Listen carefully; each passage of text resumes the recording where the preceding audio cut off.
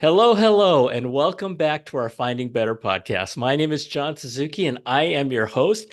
And we have an amazing guest today, and I'm going to introduce you to her in just a second. But this is a place, and which is the reason why I'm so excited to have Bonnie D with me. But this is a place where we share real life experiences and wisdom. We're not here to tell you what to do. We're not here to share opinions or theory or even academics. We're here to help.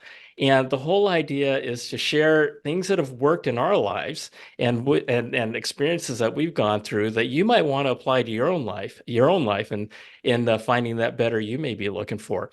And it's just a wonderful, wonderful day because I have Bonnie D. Graham with me, aka Radio Red. She's an amazing personality and she's super, super successful. And she's an experienced radio and live broadcast personality. She's got millions of listeners around the world. And she's had a great and by her own description, an eclectic career from early technology, and I was in early technology too, so we have a lot in common. But she's also done comedy and improv, and she's just an amazing person. And one of my favorite things that I've learned about her, about Red, is that she loves to mentor young people. Red, Bonnie D, thank you and welcome to our show. John, I'm honored to be your guest. I have recently invited you to be a guest on this show, Read My Lips, which is on my banner behind me for your viewers who Yep. can see that. And I am very flattered that you have invited me. I love the theme of your show. I appreciate your attitude. Everything you said in the intro is how I do my shows. We don't preach, we don't lecture, we don't do theories. It's just about real people sharing real experiences from the heart. And Read My Lips is a show about creativity. I think yours is really along the same theme, just with a different title, Finding Better. My show is finding better ways to be creative through our own experiences that we share. So thank you, John. I'm very, very flattered to be Well, here. that's no, no, and that's the reason why I love having you here is because we're kind of the same spirit, Hmm. right? I mean, we want to share and we want to help people, and creativity is something. When you talk about creativity, it's something that is really, really hard to do and have, especially in the world that we live in today, because we're grown. From my perspective and my experience, it's we've had our creativity blown out of us, just as we had our curiosity blown out of us, and we have to work hard to get it back because the old things. Well, what is that? What did you draw? That looks stupid, you know. And the world is just so harsh, and so I love what you're doing. I love the whole conversation on creativity. But listen, share a little bit about yourself and where you come from and things that you like the audience to know. Okay, well, thank you very much for asking. Yes, I think my career, my whole life is eclectic.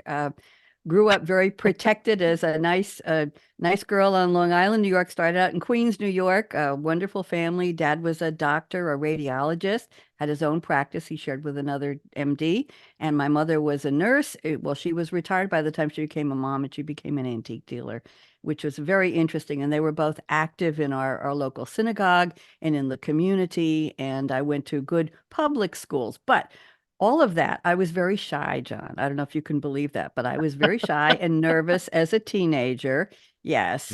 Mhm. It turns out that I met who I thought was the love of my life. I was at Sarah Lawrence College back in the day when it was, can I say this, girls only, women only. This is where Barbara Walters went, Leslie Gore went, Yoko Ono went years before, but I did run into Leslie Gore. It's my party. She was in the bookstore. She was there at about our time overlapped. And I learned a different way of thinking. Today we call it critical thinking. And what was wonderful about the education at Sarah Lawrence College, John, was that you didn't take 6 or 8 classes and cram all that knowledge in. You took 3 subjects with 3 teachers. But under the banner of each subject, you took a private class with that teacher that was geared to your interests or budding interests. So I was taking French literature.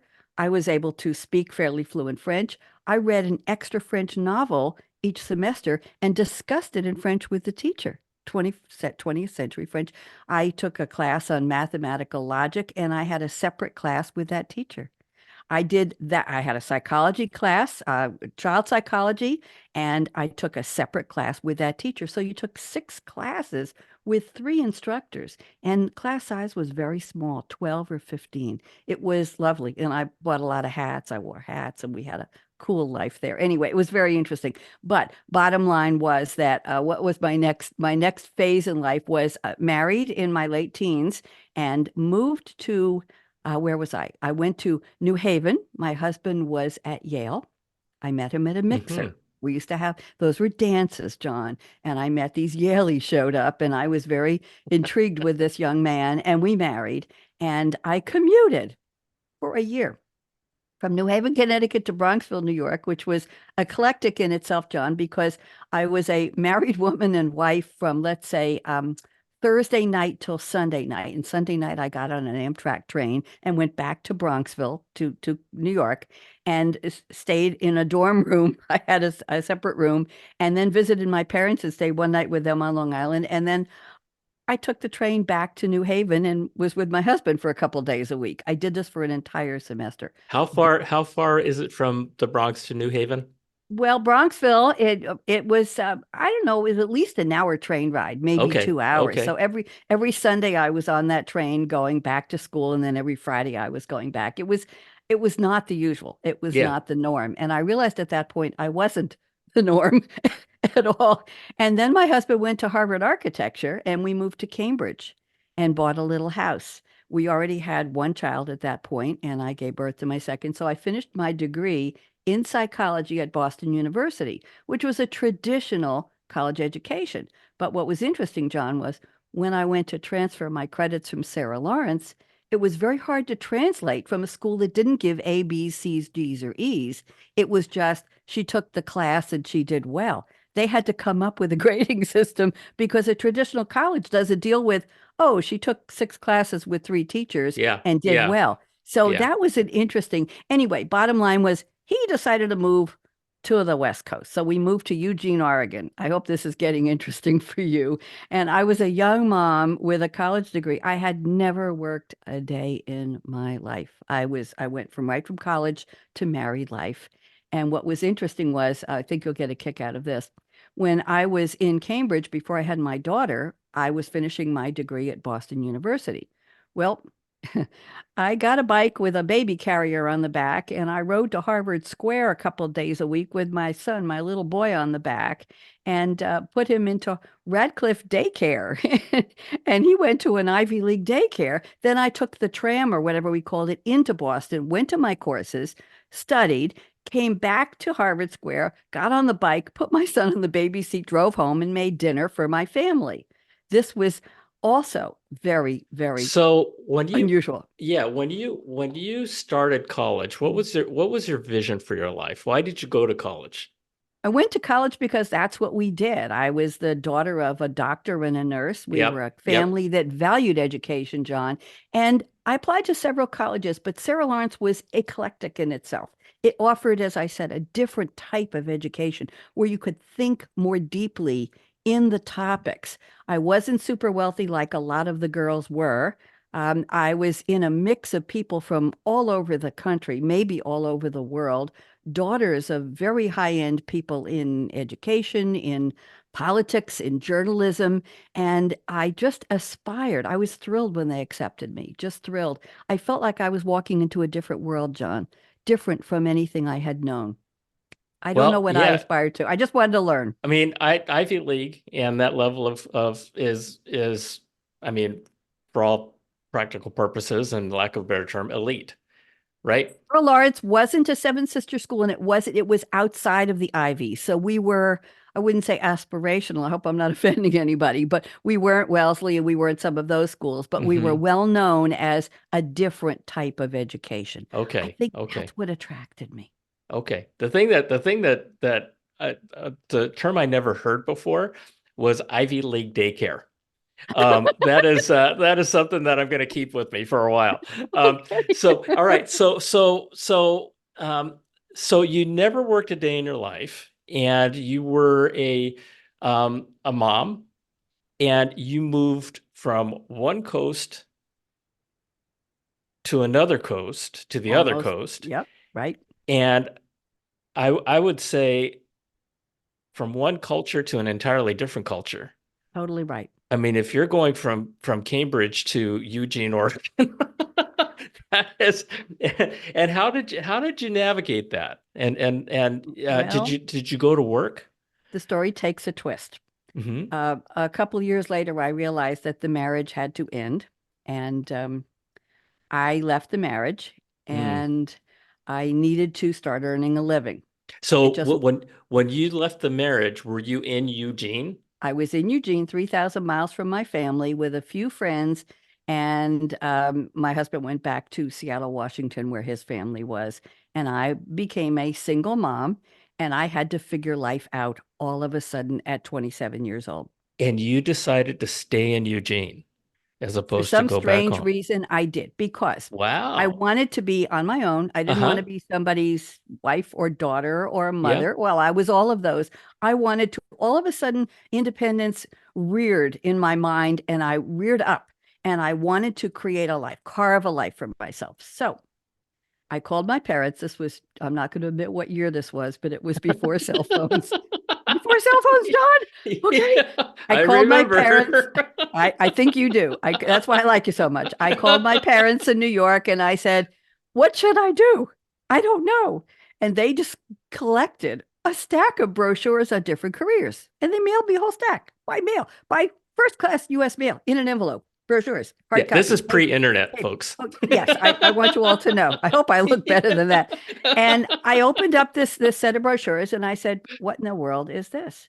And yeah, it was very interesting. So I looked at the brochures, and up among the stack was computer programmer. Now, this was burgeoning. This was new. This was something that people were just starting to think about. And you know what I'm talking about. And I asked my friends, how would I do this? And they said, there's a community college. Bonnie, you don't have a car. You've got two kids, one in elementary school, one in daycare, or My you need to goodness. find a daycare. Hmm. And they said, go to the community college and talk to them. So I took two buses and I went to the community college and I said, here's my transcript. I have a bachelor's degree magna cum laude in psychology. I have an eclectic career background, education background from Sarah Lawrence and Boston University, and I want to take your computer class. And they looked at me and said, we're sorry, it's filled. But one of the registrars took me aside and she said to me, listen carefully. Most of the people will drop out in about 2 weeks. Come to the class 3 times a week. This is true, John.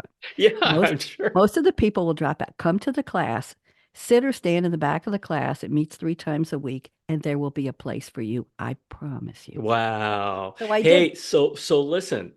I mean, well, kudos to you. I mean, holy smoke. You saw something. You said, "Hey, I think this might be something for me." And I am a major fan and advocate of community colleges. Hmm. I'm a product of community colleges. I love community colleges, and one of the reasons why I love it so much is because a lot of the instructors there are actually living what they are teaching, and as opposed to career academicians, Hmm. and it's wonderful. My best college years were in community college, but Yes. here you were a single mom with two kids and you're going back to community college, taking two buses. That's amazing. That's amazing. And because you had something inside, what was that thing inside of you that drove you to do Curiosity. that? Curiosity, intellectual curiosity, a passion for using my brain. I wanted to use my skills. I knew math very well. I thought I had a good way of figuring things out. And in fact, John, I got 2 degrees simultaneously in computer operations and computer programming. I aced every test. I aced every class. I got A's everywhere. I did get a car Wow. eventually, and the men in my statistics class hated me. Do you know why? Because I did all of the problem statistics with a pencil and paper. I didn't use a slide rule, John. And they said, who is she? Why is That's this like girl, this woman, real. this 27-year-old woman has got two kids, why is she beating us in class? What's going on here? I got 2 degrees. And I found out that summer that there was a job opening at the college for a community college programmer analyst for a reporting system for the entire community college system of the state of Oregon. And I applied for the job. I did. I was in New York visiting my family with my kids, and I got a call. They told me I was either me or one other person. It was a man of color or me, a woman who was single and divorced. They had to figure out who was the better one for the job. They Mm, told me this. I got the mhm. job. I went back after the summer, back to Eugene. I took the bus. I think I was still taking bus. I took the bus to the college for the first day. I looked around in the office and I said, "Do I have to stay till 5 o'clock?" I had never been in an office job in my life. "Do I have to stay?" And they said, "Yes, it's called a job." And anyway, bottom line was after a year, my boss left to go to some development job in California, and they put me in charge of the whole system, John. So during this time, you had two small kids at home. How did you manage that and manage their care? I I enrolled my kids in swimming at the Y. I started doing disco dancing and teaching. I got some decent babysitters. I found Mrs. Buckles about 2 blocks from my apartment, and I walked my daughter there in a stroller every day. And Mrs. Buckles made her own Play-Doh, and she had a slide in the backyard, and she loved to take care of kids. An older woman, she was married, and she had a nice yard, and it was very inexpensive. And a lot of working moms brought their children to her. My son was at the elementary school right across the street. I started selling Mary Kay cosmetics at Good for night. you. Oh, Good for you. I built a life, John. I built a life out of basically nothing, 3,000 miles from my family. I was working, taking my kids for swimming lessons, becoming socially involved, learning to dance, teaching dance classes, selling cosmetics. And here's the trick. I said to my children, "I'll help you with your homework. I will be there for you." We did our work together. I brought work home from my job, some of my coding, and my kids and I did homework together. We ate dinner together. We watched TV together. We did homework together. We made puzzles. We did jigsaw puzzles on the floor. My son and I were doing complicated puzzles, very smart young man. And my daughter, who was about 3, would crawl up and pick up a piece and put it in where the puzzle where it belonged. I looked at her like, how did she know that? How did she get that? She was observing how we Hmm. were doing the puzzles. We played cards together. I like to tell people, John, that my children raised me. I was the kid they raised me. What do you think of Well, that? it's amazing, and people will say, well, yeah, that was back in those days. That was back in those days. But you know what, folks? Um, Life back then was just as hard and maybe in different ways, Yep, it was. but you were a single mom. And the thing that always strikes me and strikes me with you is our life is the sum of the choices that we've made. Now, a lot of people have a hard time with that. And because people say, well, a lot of this wasn't my choice. But then I know. I ask them, Oh, I say, hey, listen, do you think that your life in the future is going to be the sum and the product of the decisions you make from now on? And everybody says, of course it is. Well, if it applies to the future, it applies to the past. And 100% right. you made the choice of staying on the West Coast. You made the choice of raising your kids and taking care of your kids on your own when you Yep, could have gone to back east to your family. I could have. You made the choice to pursue a career in something that very few people back then knew about or wanted anything to do with, That's correct. and you made a life for yourself, I and did. you were all, and what the pattern that I'm hearing from you is every step of the way got better and better and better. And I love the togetherness that you maintained with your kids. I mean, I just tell people these days, start with dinner.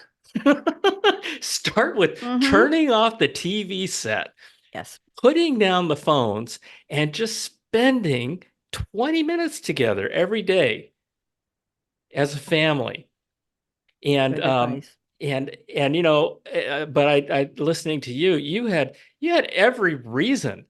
You had every reason to blame somebody else or blame your circumstances or be a victim of your circumstances. And No and victim. and what I'm hearing is that at least through this point in your life, you refused all that. I You said, you did. know what, this is my life. I'm going to go do something with it. That's amazing. I just kept making choices. And John, I don't know where it came from. I don't know where the strength came from. Maybe from my parents. It was probably from them because that's all I knew. But I kept making choices. And what's interesting is a few years later, I realized, and by the way, as my kids got older and started to take more school, learn more in school, I said to them, if you want help with your language learning, I studied French and I spoke fairly fluent French, and I had gone to France one summer or Switzerland one summer, and I said, I'll help you if you choose Spanish or Latin or anything else. I won't be there for you. And so they both took French. So we did French homework together. It was a lot of fun raising them. But I decided at one point it was time to go back to New York. I was Hmm. ready. And I said to myself, I have achieved independence.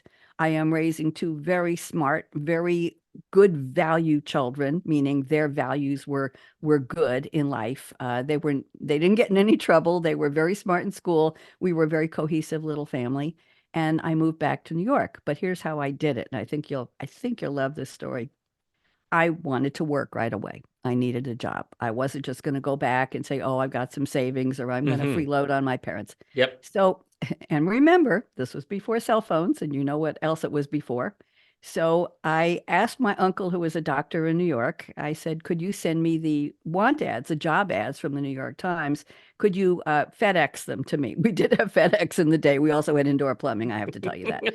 Thought I'd mention that. Not that far back, buddy. Okay, good. And my uncle sent me the ads, and I started to look for anything in computer programming because that's what I did. I had successfully been employed for a couple of years. I was running a major computer system, community college information system. I had already changed jobs and gone to work for a company called Otis, Oregon Information Systems, not the elevator company. And Hmm. I was doing student services programming now on an IBM 4341. I was not key punching anymore. We had a terminal to enter our code, and I wasn't writing COBOL. I was writing in PL1, and I was running this whole system I redesigned the permanent transcript card for the secondary schools, the high schools in the entire state of Oregon, which were our clients. So I was doing a whole new level of programming, and I had a blast. But it was time to go back to New York. So I got the want ads, the New York Times, and I sat there and circled, and I realized I was 3 hours earlier, so it was going to be 6 a.m. when things opened, 9 a.m. in New York. And I started applying for jobs. And I called, and I called, and I called, and I made appointments. I think Okay, I had folks. my Okay, folks. For those of you who are listening that are trying to figure out, okay, how do I get a job? Okay, listen up. Go for it, Red. I got 15 interviews booked. I had the kids stay with friends in Eugene. I didn't want to disrupt their school. How many calls did you make? About 25 calls, and I got 15 job interviews. I flew to New York. I was Whoa. sewing all my own clothes in those days, and I brought one of my best gray suits that I had made with different blouses. And I said to my parents, please make yourselves available for a week. And they said, fine. Dad was a doctor, but he took some time off to drive around. My mother was driving as well. I had interviews in Manhattan, in Westchester, in Queens, on Long Island, and Wow. around in those places. No, nothing in Hmm. Connecticut and nothing that far. I went on all of those 15 job interviews, and I got 5 offers in 5 days. Every Okay. night we would change the blouse. I would launder whatever I had worn. I had my one gray business suit that I had made.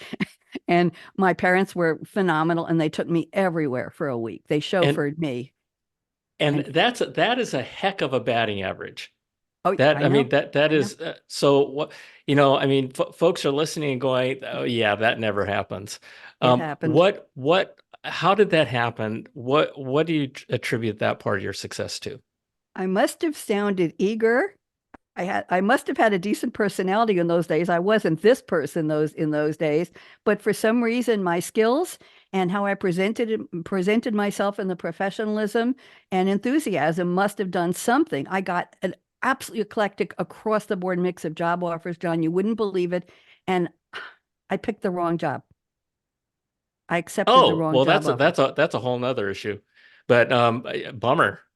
Well, it wasn't actually. I Okay. accepted a job in a multi-level, not multi-level, but multi-conglomerate. They were in beauty, they were in jewelry, and they were in beauty salons. I won't tell you the name of the company, but I accepted a programmer analyst job for this company because I liked their office and I liked where they were located. It was uptown Manhattan and it was really pretty, except I didn't know at the time they were changing offices and moving to a block from Penn Station in around 8th or Ninth Avenue in New York, around 35th Street. And it was a crime-ridden street and people were Oh, getting mugged right there on the corner. And they moved shortly after. And I didn't know that the consultant who hired me was deciding that he didn't want me after he hired me, so he was having people in the computer section of the in the computer room sabotage my jobs, and things weren't working. And I felt that they were squeezing me. wow.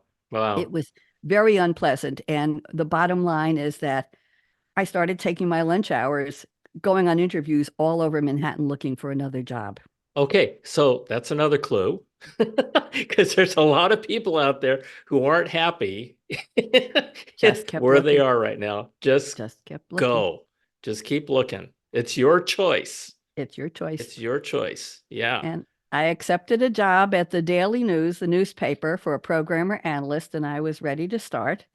And I took a weekend in between jobs. I left this job. Actually, they asked me to leave just about the time I was ready to resign. And they gave me a box and said, clean out your desk. We don't want you here anymore, which was very insulting because I was about to go. Anyway, the bottom line is the weekend of waiting to start at the Daily News, and it sounded like a very exciting job. The weekend of the Daily News, I got a call. I was living in Great Neck, Long Island at the time, renting a very nice house with my children, about 5 minutes from my parents. And I got a call from a headhunter in New York who had not been able to find me any jobs when I was in Oregon, but I had called her and she remembered me. She kept me on file. And the message there is make sure people remember you in a positive way. Don't burn bridges unless you really have to. Okay. Yeah. She called me and said, I have a job for you. I said, well, I just accepted a job in Manhattan. She said, oh, no, no, no, I've got something else. She said, you're going to go out to Woodbury, Long Island. I said, where's Woodbury? I grew up here. I'd never heard of it. She said, it's exit such and such on the Long Island Expressway. You're going to go for an interview with Mr. Kelly on Monday. I said, listen, it's snowing. I had a nice car. It doesn't go in the snow. I'm running a fever of 101. I'm sneezing and coughing, and I'm not going. She said, you're going. I said, why? She said, it's a programmer job. I said, but I already have a programmer job in New York. She said, I'm insisting that you take this interview. So I got dressed that Monday and I braved the snow and I went slowly and I got my car there and they made me wait. And Mr. Kelly was going to interview me. And I said to him, listen, I'm here under strong recommendation that I need to talk to you. However, I already have a job lined up somewhere else. I might be contagious. I brought a box of Kleenex with me. I'm not kidding. Yeah. Brought a box Yeah. of Kleenex with me. Make sure I'm not around a lot of people. This is way before COVID. You know Yeah. that. Yeah. Of And course. I said, please. And first somebody else interviewed me and he said, do you do assembly language? I said, I learned it, but I don't like it. I'm not doing it. Do you this? Fortran? I said, I don't want to do those. That's not why I'm here. So he said, Mr. Kelly now wants to see you. He was a high level vice president. This was an offshoot. This was a satellite office of a bank, correspondent bank, not a walk in and get a check bank. This was a banker's bank, back Hmm. office. We did check processing and vault for savings banks all over the United States. Okay. Okay. So I went to Mr. Kelly's office and I had my Kleenex. I said, don't sit too close to me. I mean, they must have thought I was hysterically funny at that point or sad. And he said to me, do you have a checking account? I said, yeah. Why? He said, do you know how to balance a checkbook? I said, yeah. He said, okay, you're what we're looking for. I said, what? He said, I said, is this a bank? He said, no, we have a job for you. I said, what? He said, we're going to create a bank for you because we like your resume and we like what you do. And he said, you have two skills we want. I said, what are those? He said, number one, you talk computer, and number one, you speak English, and you do both very well. I said, what's the job? He said, we're creating a job called a systems liaison for you, where you're going to spend time in the Woodbury office on Long Island speaking to the different programmer analysts. And then you're going to go into our office in the Midtown Manhattan area, 42nd and where was it? I forget. 42nd and Madison. Yes, in the old Green Stamp building, I remember. And he said, then you're going to go into Manhattan. You're going to speak with all the people in all the different departments, the check processing, the vault, everything. And you're going to find out what kind of reports they need. I said, why am I going to do that? He said, well, you're going to bring that knowledge back as an analyst to the programmers in Woodbury, and they are going to create programs that are better aligned with what the people in the departments who run the bank need to do, need to So, have. okay, get to the punchline. Did you take the job?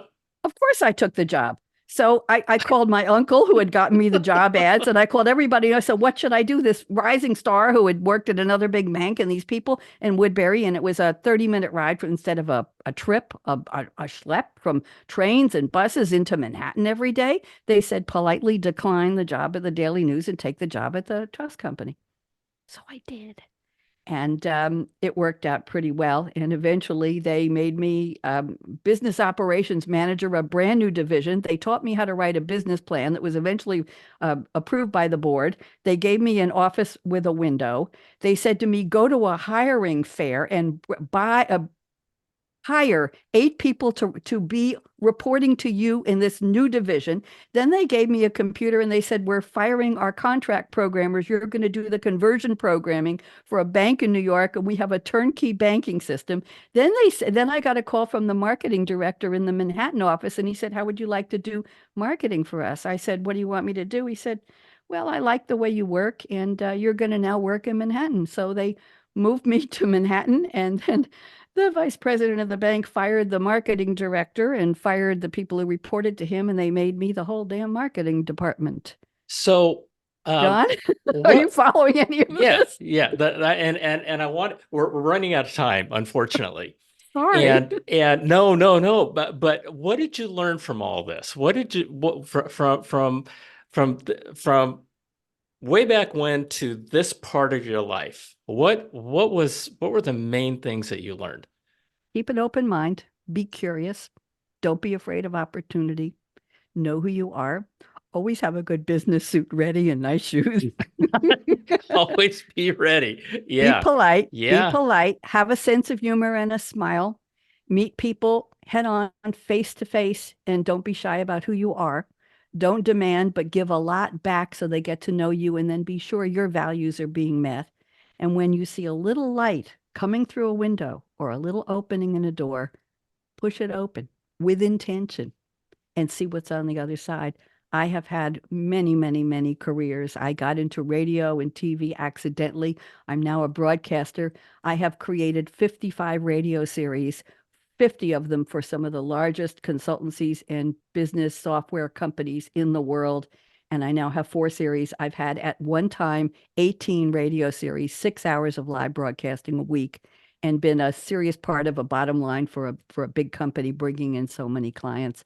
And now I'm just having fun talking to really smart, cool people like you. Unbelievable. Me too. Me too. And it's amazing. I mean, what you just said is, when you mentor young people about when you see a light coming through a door or a window, push it open with intention. Yes. Um, and it sounds like that's what you did. That's And what you curiosity, and curiosity. that's what I just wanted to talk about is Yes. because what I'm hearing from you is that you have got your curiosity muscle Mm-hmm. is really, really strong, right? And it's wonderful. And the problem that I see with a lot of folks is that life has blown the curiosity right out of them. Wrong. Um, because wrong door. Why did you do that? What It's a what what do shame. you Nope. what yeah, you know what I mean? And so it does take a little bit of courage to be A lot. curious. And the old saying, curiosity killed the cat. No, it might have No. killed one, but you know what? You know how many lives, how I'm many on my cat ninth lives, live, or I'm on my right? seventh out of 9 lives already, at least But seventh but live. I mean, imagine, you take the opposite of that, and how many cat lives has curiosity saved? right? And it's just a weird way to look at things, but I love that about you, and I really hope that folks will take what you just said and work with it. Work with Yeah. it. It's okay to be you. Be memorable. When you're working, be remembered for the person who you are and the worker that you are. I'm sorry, Red, you were going to say something. I was going to say you are your own brand. John, you're your own brand. I never show up on a Zoom call, even a casual call, without either wearing my red jacket or my black other radio jacket, my red rose, these earrings, my hair is always done. I bought a new brand of lipstick and a background behind me. People say, "Oh, it's so phony to have a background." I don't think so. This is one of my brands, is Read My Lips. This is Yeah, my no, one of that's my talk true. shows. That's And I true. never show up without my brand. And it doesn't take long to put it together. This is not hours. I wake up looking like this almost. Anyway, my point is that live your brand. Be identifiable as who you want to be. Bring that with you where you go. So people remember me from years and years ago. They find me on LinkedIn. They want to be on my show. They want to bring me a topic. They want to invite me to do something. I'm very, very flattered and very gratified to be memorable in a positive way, John. And I think That's that's one of amazing. the goals. It's a goal. It is. It is. You and I talked about this, but I think we all share a common purpose, and that is to make the world better than the day we landed on it. I think Somehow, so. do Hmm. something, right? And what you're doing, you're being you, you're being real, you're being your brand, you're making yourself, you're putting yourself out there. A lot of that takes a lot of freaking courage because, we live in such a world of fear. And something I learned from you, I'm gonna put something up behind me with my brand on it. By the way, And I'm a drummer too. I started taking drum lessons in my 60s, and 6 weeks later, I was on stage with an adult band at the School of Rock in Durham, North Carolina, on stage drumming an Aerosmith song. Yes. And I have no idea how you talk about courage. And then I was going to open mic nights at taverns in the Durham Cary area. And one of my classmates there, who was already in a band for years, she was a drummer too. She signed me up. And the next thing I know, they say, "Bunny, what songs are you bringing?" And I said, "Oh my God, I have my sticks in my purse, but what three songs?" So I did Mustang Sally, and I did a couple of other songs, and musicians came and they joined, and they guitar players played with me and bass players, and we got a couple singers. And the next thing you know, I was at weekly open mics at a tavern as the drummer who came with red boots and fancy hair and lipstick when everybody was in jeans and sweatshirts and t-shirts and all that. and And this all my brand, I never stopped my brand, even as a drummer, John. I never stopped my brand. That was it. and how did the drummer thing happen? Um, a friend of mine telling me that she was learning drums in Florida. And one day I guess I was a little bored and I started looking up and I found that there was a school of rock near me. And they said, "We'll give you a free 30-minute of any instrument." And I called them up and I took a 30-minute drum lesson. And I looked at the teacher and I said, "Sign me up. I want to learn drums." And that was 6 weeks later. I was playing in an adult band. Unbelievable. And you know what? That experience and those things those doors and those windows that you opened and you went through it, that it becomes part of your life. It becomes part of who you are, and that Your stays with story. you. It's your story. And it's just wonderful. And I just hope folks listening will get a little bit of inspiration from you. I know I did.